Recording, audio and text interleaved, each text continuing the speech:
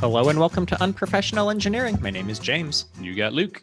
Luke, we're continuing our series on great inventors, this time looking at George Eastman. Eh, was so this one. Wow. And everybody just closed the podcast. No, it was very interesting. It actually was quite interesting. But our previous illustrious lists of inventors, they've had, at least from what I found, way more accomplishments than George Eastman.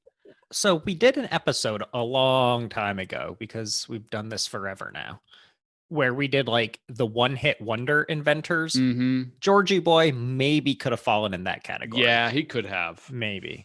But nonetheless, still very interesting. Yes, absolutely. Born July 12th of 1854, Luke. Waterville, New York. Waterville, New York, right up the road from us. No idea where that is. No, but New York is up the road somewhere. So, fun fact for you. He's named after his daddy-o, George Washington Eastman. And I want to know why we don't do that anymore. Like, you never hear like George Washington someone. Like, my kid for sure would be named after you. So I like that. Yeah.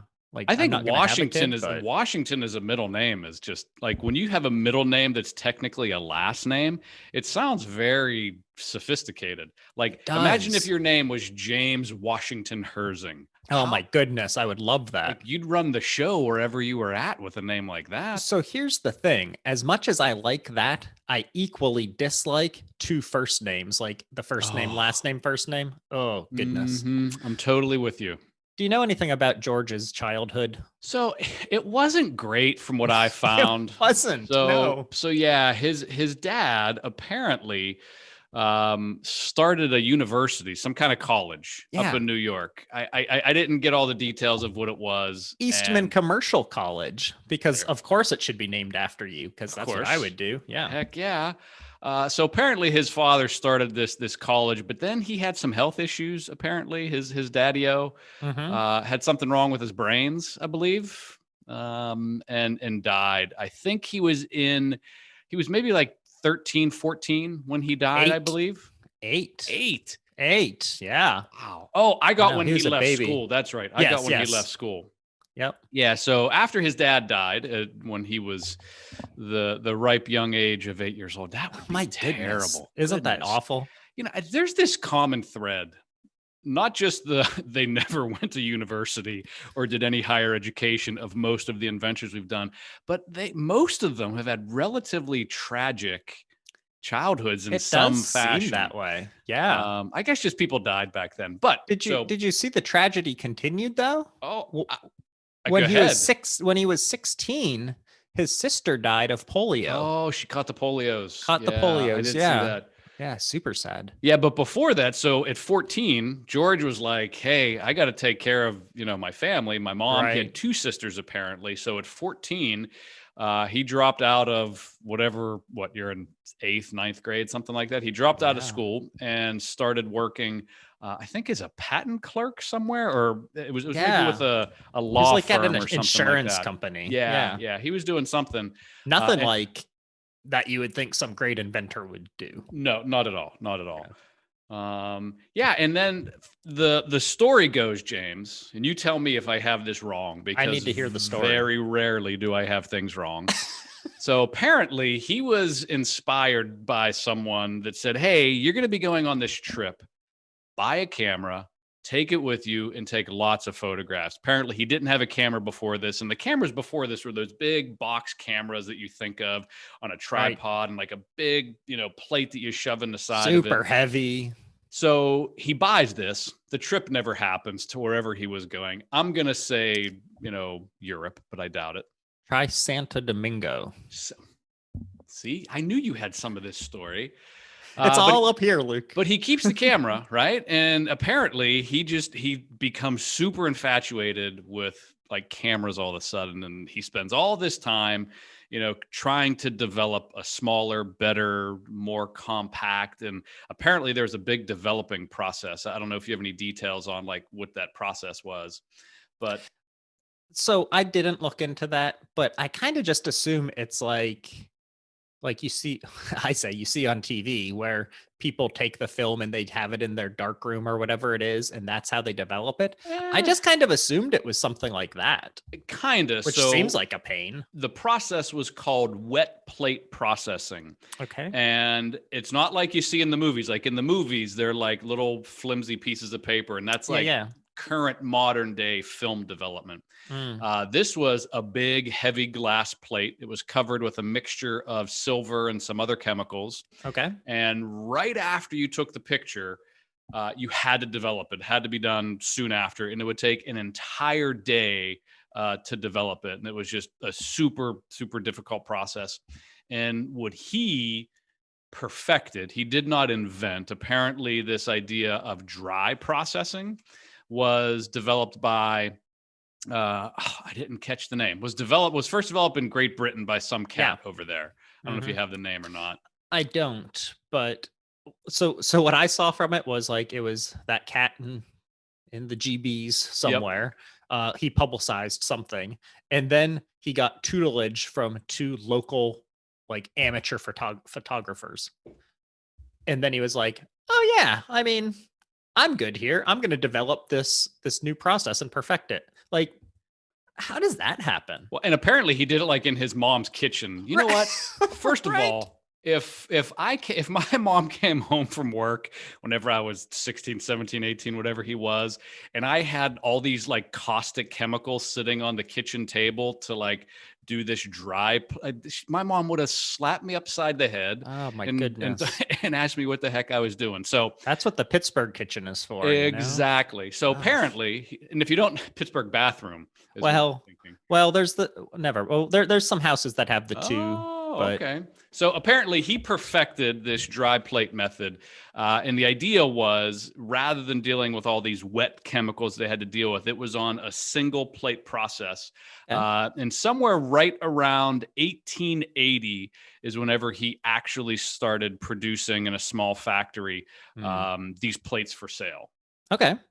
So that's like brings us all the way up until whenever the business starts. And I don't know if you have anything else before that. No, I think you pretty much covered it all. Super sad, a lot of death. Invented some stuff. His trip got canceled for some reason, and then he was like, this stuff's really heavy and expensive. We should make it accessible for everyday man. And that's what happened.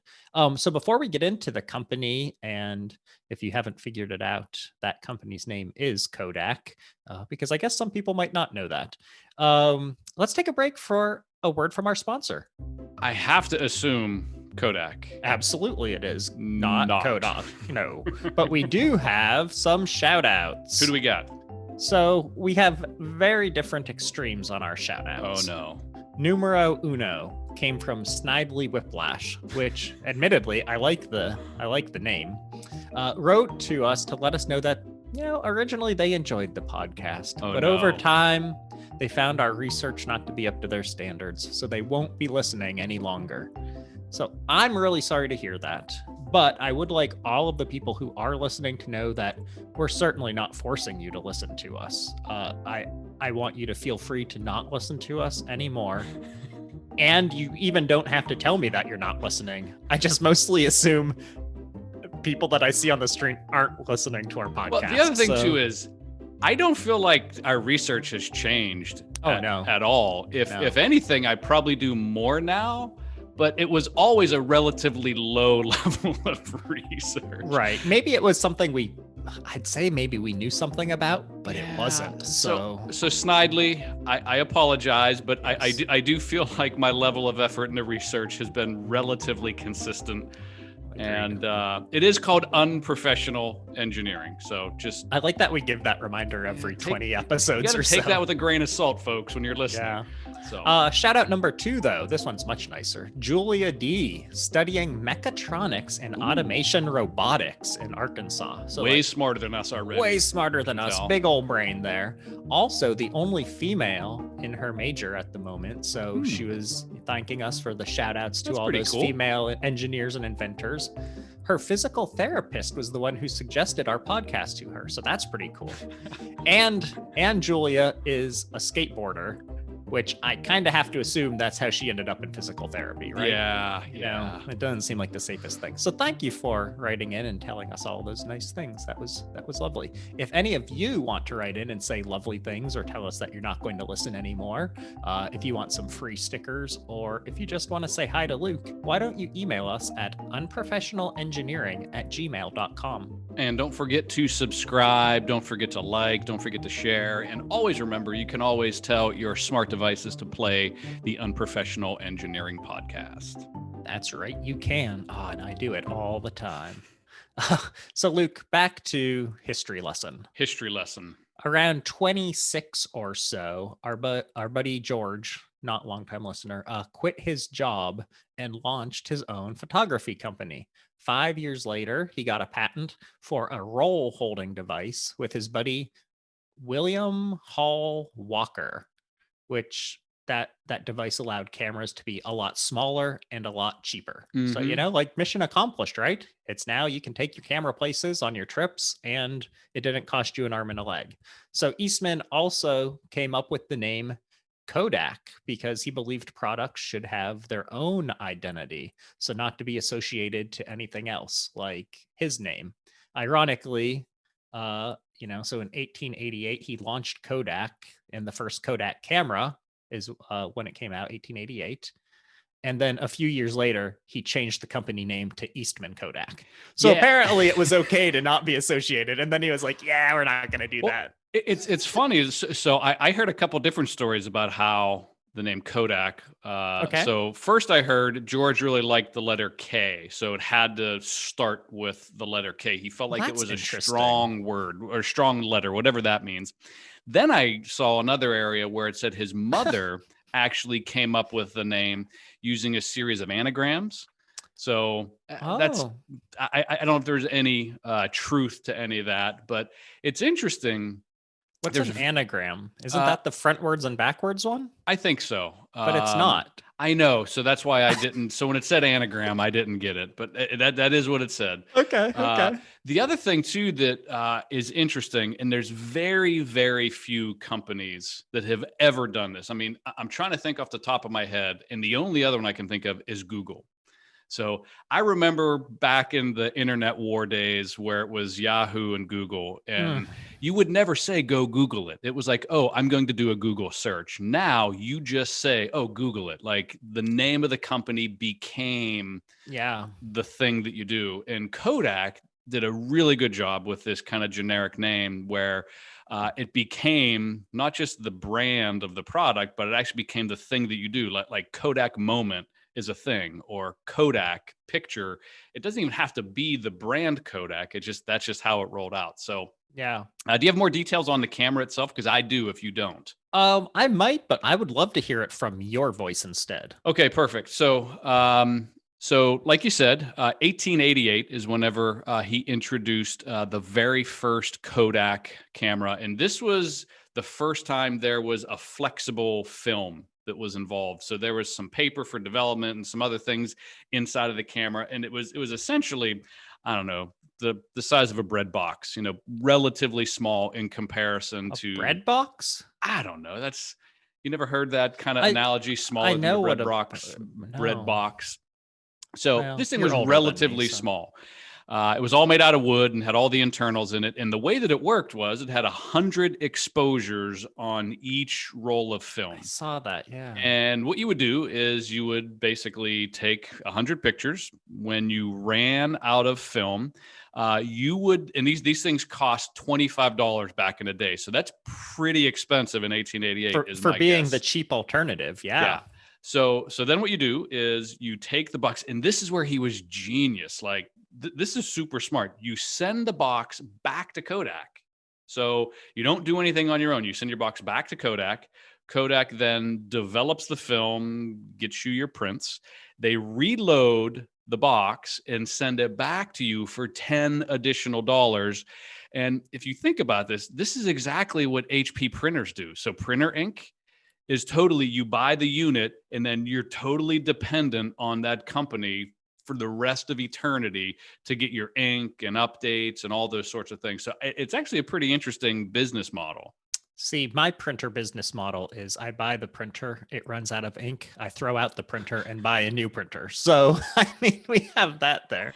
But you're right though; they're totally dependent on Kodak. But this is also why they had the slogan: "You press the button, we do the rest." Yep. Because literally, you're pressing the button to take the picture, you send it to them, and they do the rest. And if you think about what that launched is, I think you're old enough to remember this, but there were those Kodak and Fuji Hut Yeah. places like all over the place. I mean, that business model, was basically you never developed stuff at home. You had to take pictures, and then you had to, so not only did you buy the film, you then had to take the film somewhere else and pay again to get it developed and get the pictures back. I mean, it's a great business model. What's funny is how things have changed from where I mean, I'm not old like you, but I'm old enough to remember when cameras required film. hmm And like you would have to send the roll somewhere to get it developed or send hmm the whole camera in to get it developed and you'd get your pictures back.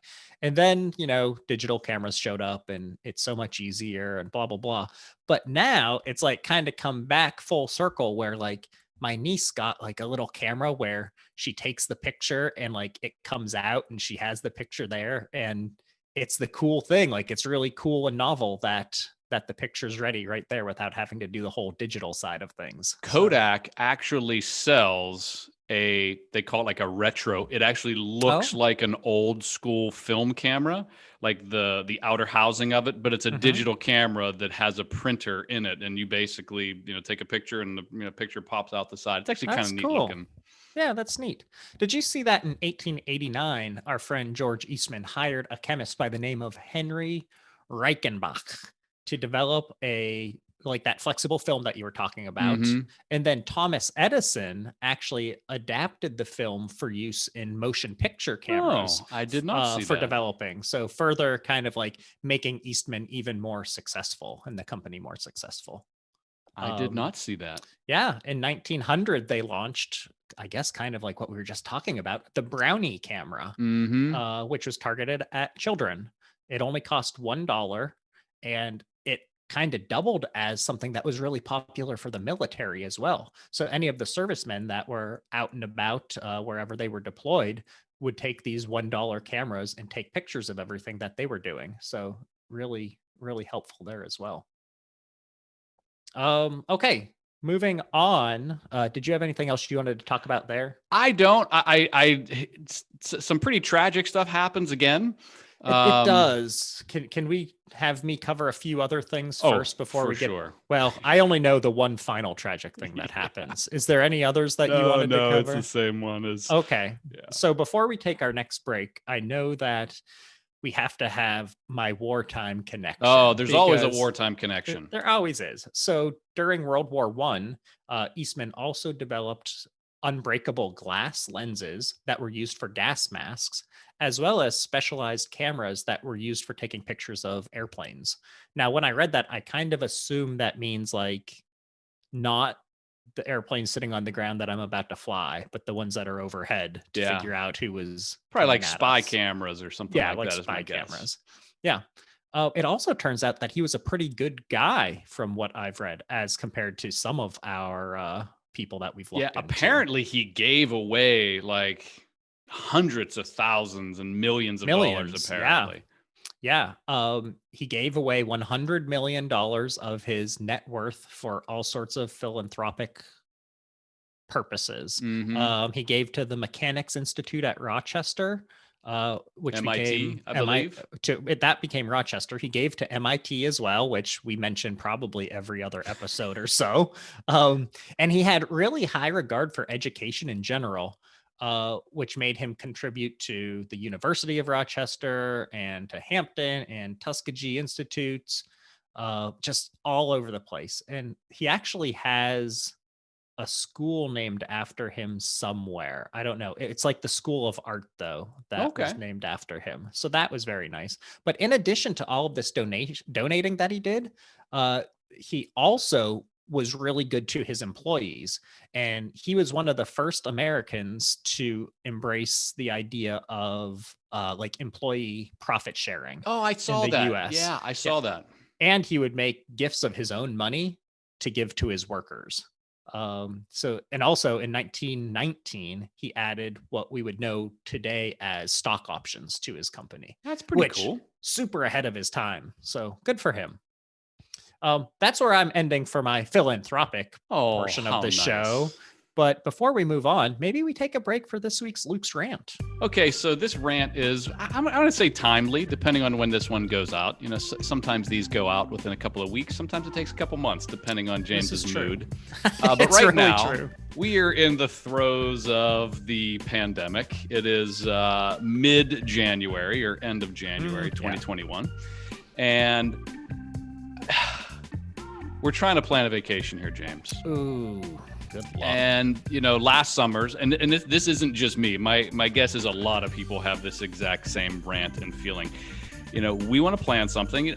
I think in most cases, we can be relatively safe if we stay within like Pennsylvania. But then when you start crossing into individual states, they have different rules and regulations, and you can't leave the country right now for the most part because it has to be essential travel. So just trying to plan something for this summer has been like a whole bunch of basically dreaming, and then the dreams are just being crushed underneath COVID-19. And it's just frustrating because it's like, I was like, oh, last summer, I was like, next summer, we'll just make up for it and we'll do something amazing. And now it's the second summer of COVID.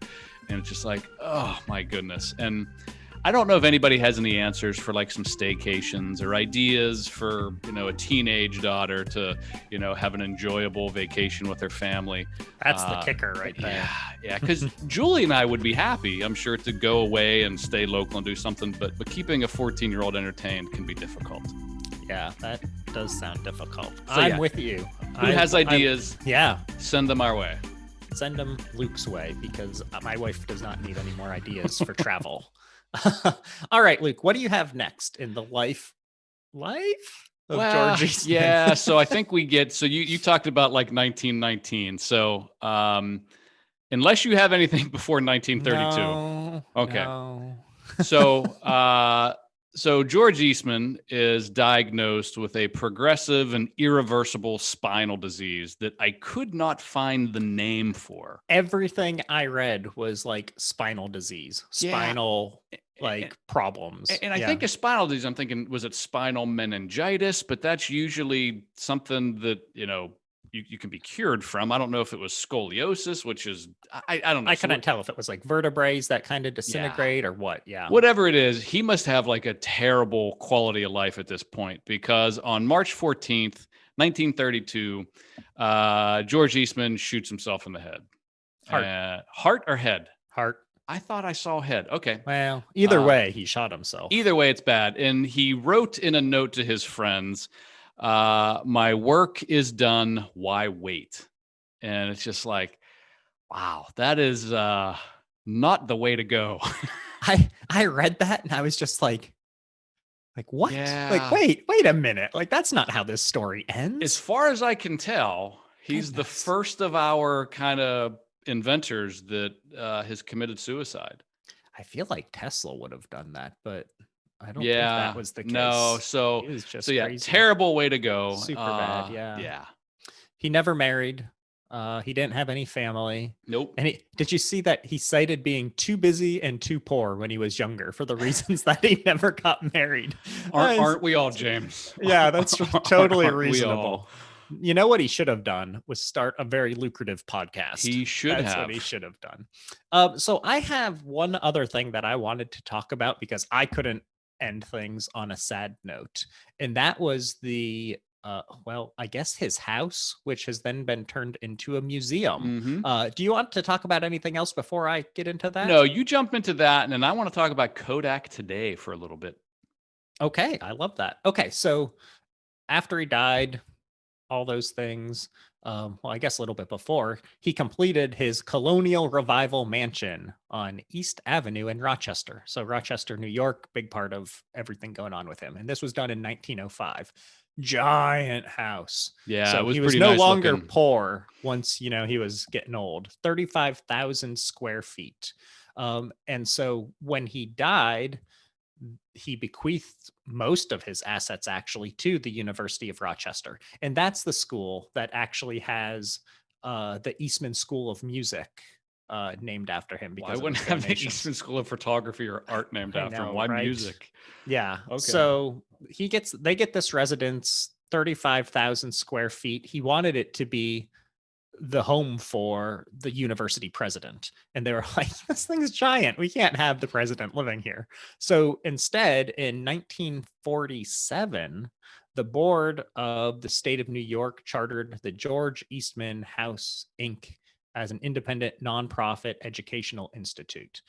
There's a whole bunch of stuff going on in here. They decided to turn this into a museum in 1949.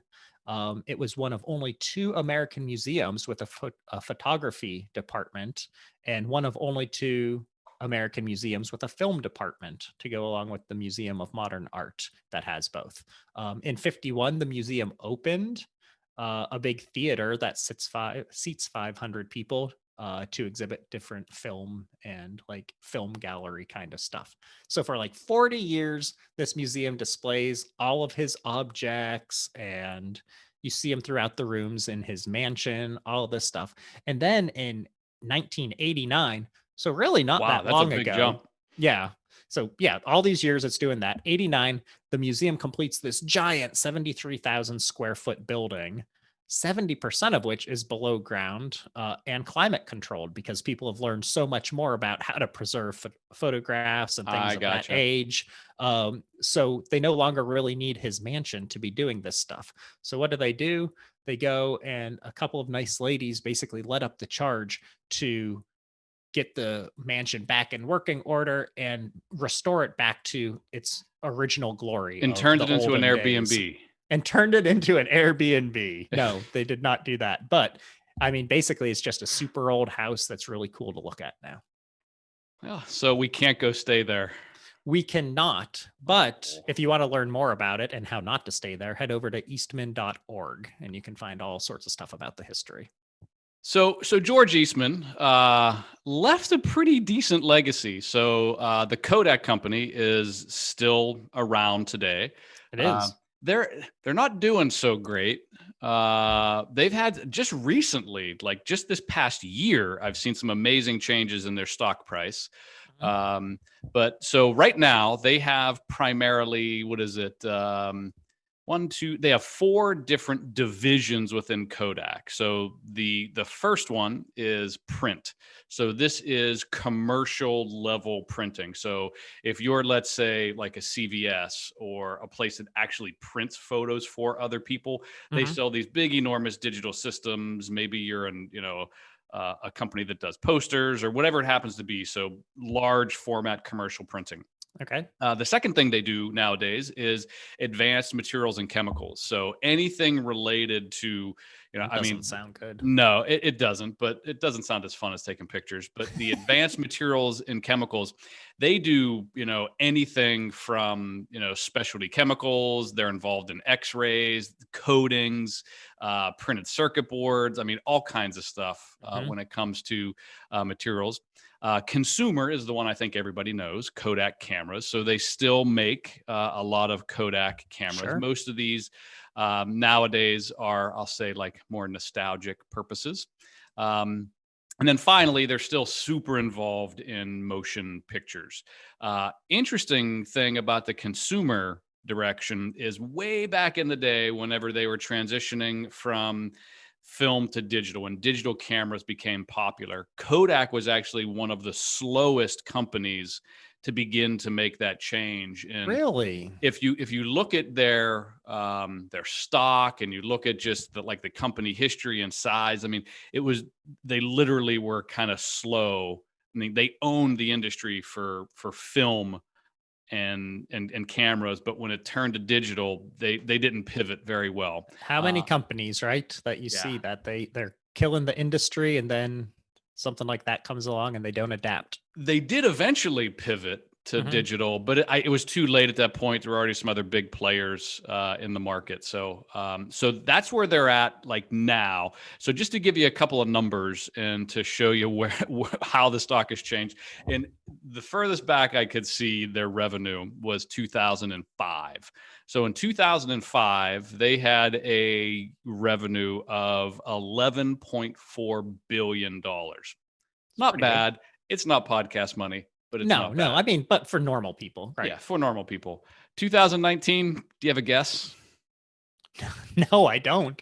$1.2 billion. Oh, no. They lost $10 billion in revenue from a year-to-year basis from 2005 to 2019. Their stock as of today was trading at $9.34. It had this really big peak a little while back. It went up to like $35 a share. And apparently there were some things going on with different, I think they were doing a Defense Department program. So another war tie-in working with the government. War. So apparently there was some project they were working on that had their stock jumping and it dropped right back down. So what a shame. Boy, even holding level isn't really considered a success, right? Yeah, so boy, that's tough. But interesting, very interesting company. But that's where they're at today. Guy. Yeah. Okay, Luke. Well, I think that's about all I have. Do you have anything else? Nope. That's all I got. Okay. I'm going to leave you with one fun fact. How about that? Oh, please. Eastman is the only person represented by 2 stars on the Hollywood Walk of Fame, recognizing the same achievement for his invention of the roll film. So I think probably because of photography and then film. I got you. So that's pretty cool. Interesting. Yeah. All right. Well, hopefully you all found our fun facts very fun, everything else very interesting, and learned everything you would want to know about our friend George Eastman. If you want to learn any more, if you want to say hi, or you just want to tell us you're not listening to the podcast anymore, go ahead and email us at unprofessionalengineering@gmail.com. And until next time. You can't tell James is bitter. See ya.